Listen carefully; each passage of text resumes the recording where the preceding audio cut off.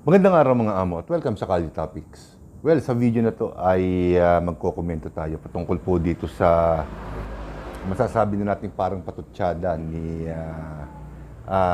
Senator Risa Hontiveros patungkol po dito sa kung sino ba talaga ang dapat o at least sa pagkakaintindi ko ay kung sino ba dapat talaga ang may karapatan sa kustodiya ni dating Mayor Alice Guo. So marami naman na nakakaalam sa atin na nakuha na nga po ng Pilipinas, ng ating gobyerno, ng ating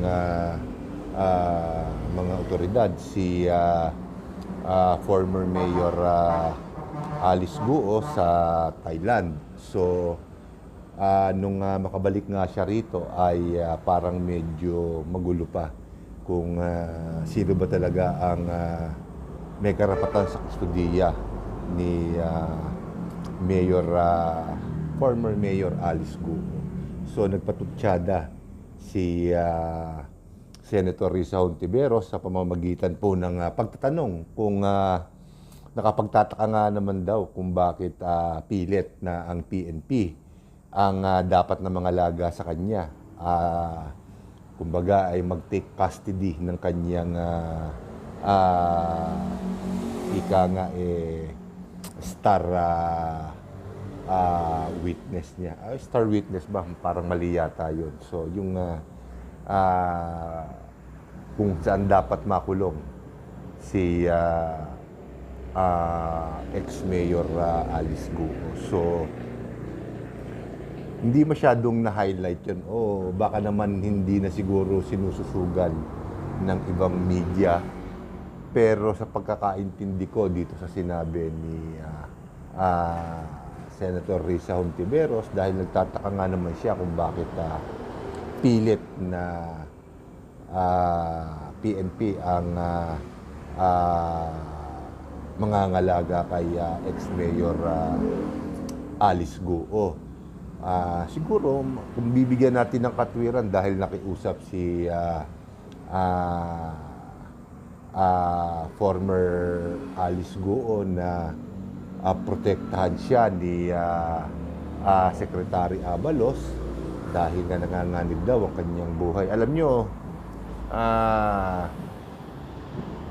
kapag ka ganyan na inamin na ni Alice Guo, na former Mayor Alice Guo, na may banta sa kanyang buhay, ay nangangahulugan lamang po na 70 hanggang 80% ng ibinibintang sa kanya ay nakalalamang po ng totoo. So kung may mga Chinese na nais siyang papatay,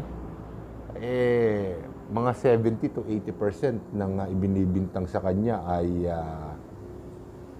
malamang sa may katotohanan. Pero siyempre, handito tayo dun sa dahilan kung bakit PNP ang kanyang pinili o sa PNP siya mas komportabling makulong. Huwag na natin iwasan yung salita, makulong.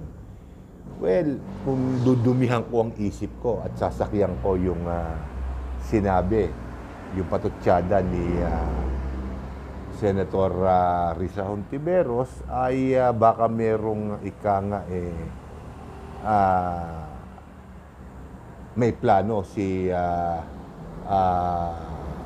former Mayor Alice Guo na suhulan ang mga opisyal ng DOJ at ng PNP. Well, hindi naman lihim sa atin na may mga opisyal talaga ng gobyerno na tumatanggap ng lagay. Hindi ko sinasabing gagawin ni former Mayor Alice Guo yan, pero hindi nyo rin maiaalis na isipin natin na dito sa Pilipinas at malamang sa ibang bansa ay may mga depositong pera si Mayor Alice Guo. Dito lang sa Pilipinas ay sa kinikwenta ng mga nag-iimbestiga sa Senado at maging mga DOJ at PNP, bilyon-bilyong pera ang nasa pangangalaga ni former Mayor Alice Goo na finris, tandaan nyo hinold ng korte dito sa ating bansa para hindi magamit ni Alice Goo. So, sa malikot nating pag-iisip, siguro baka sa pag-iisip din ni Senator Risa Hontiveros ay kumbaga bibigyan nila ng special treatment si Alice Goo, palalamigin ng kaso.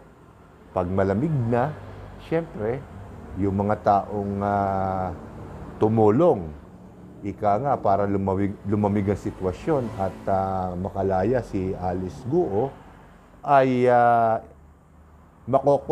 makocompensate ng malalaking halaga kung marami ang isip natin. Hindi ko sinasabing ganon. Pero syempre, Pilipino tayo, alam natin ang likaw ng bituka ng mga Pilipino.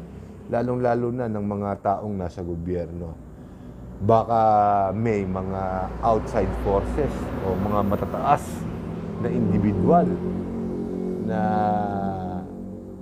ika nga nagpaplanong sumadlo sa tapayan ng kayamanan ni Alice Goo. Tandaan nyo, hindi pa naman ito yung mga yaman na pinipigil o ifinris ng korte ay hindi pa naman talaga nakukuha ng gobyerno. At alam ko may proseso dyan. May proseso dyan. At yun ay madugong proseso, napakatagal na proseso nun. Kaya legally, lahat ng lupa, negosyo at salapi na nasa pangalan ni Alice Goo, ni Mayor Alice Goo, ay legal pang nasa kanya. Hindi nga lang niya pwede pang galawin.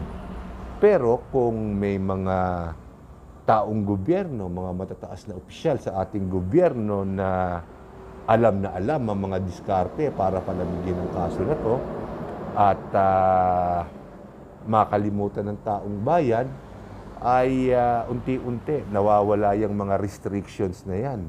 Nalalakad yan. At alam ko, may mga media rin na siyempre, alam nilang pag pumilos ang kanilang mga binabantayang mga opisyalis ng gobyerno, siyempre, makikinabang din yung iba dyan. Lalating ko na, talagang, di ba, sinabi nga ni former President Rodrigo Duterte na kahit na ang media tumatanggap din ng lagayan, lalo na't mga ganitong kalalaking kaso, alam nilang may mga pera yung tao na yan. O, siyempre, hindi ba? Para wag na uminit ang balita, tinatapalan nila ng pera yan. Si former Mayor Alice Goo ay bilyon-bilyon ng pera. Hindi ba? Gasino bang makipagkasundo siya sa gobyerno o sa mga taong gobyerno na ngayon ay nangangalaga sa kanya at umuusig sa kanya na kapag ka napalamig itong kaso na to, o bibigyan ko kayo ng ganitong halaga, pabayaan nyo na lang yung kaso na yan, patayin nyo na, at pabayaan nyo na ako makalaya. Hindi ba? Walang katapat na halaga ang kalayaan. Kahit magkano pa yan. Basta't kaya mong ibibigay mo. Huwag ka lamang mapiit. Non-fact na yan. Di ba?